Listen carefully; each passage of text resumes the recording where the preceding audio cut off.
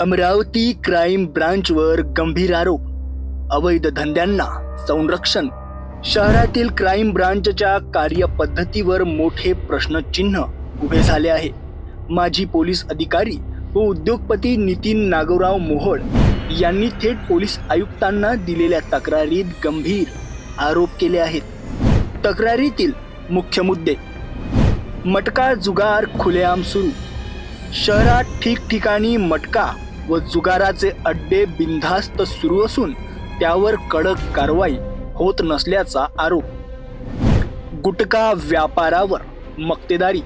महाराष्ट्रात गुटखा बंद असूनही अमरावतीत मोठ्या प्रमाणात विक्री सुरू आहे।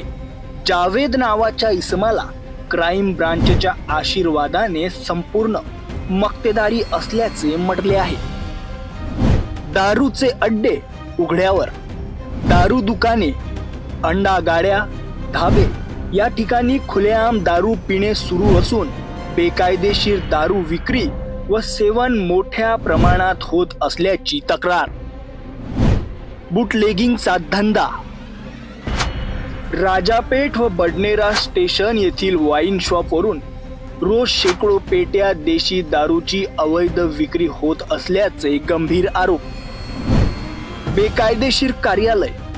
फ्रेझरपुरा पोलीस ठाण्याजवळच कोणतीही अधिकृत मंजुरी नसताना क्राईम ब्रांचचे कार्यालय पोलीस निवासात थाटण्यात आले आहे। येथे चौकशी व लेखी कामकाज सुरू असल्याची माहिती। माजी अधिकाऱ्यावरील गंभीर प्रकरणे। क्राईम ब्रांचचे पोलीस निरीक्षक संदीप चव्हाण यांच्यावर लाचलुचपत विभागात खटला सुरू असून 384, 385, 389 सारखे खंडणीचे गंभीर गुन्हे दाखल आहेत। तरीही त्यांना तदर्थ प्रमोशन देऊन मोठी जबाबदारी देण्यात आली असल्याचा आरोप। हॉटेलवर छापा। नितीन मोहोळ यांच्या हॉटेलमध्ये फक्त बाहेर ग्राहकाने दारू प्यायल्यावर थातूर मातूर कारवाई करून वेटरला मॅनेजर दाखवले, तसेच बेकायदेशीर कार्यालयात नेऊन पेपर्स बनवले असा गंभीर आरोप।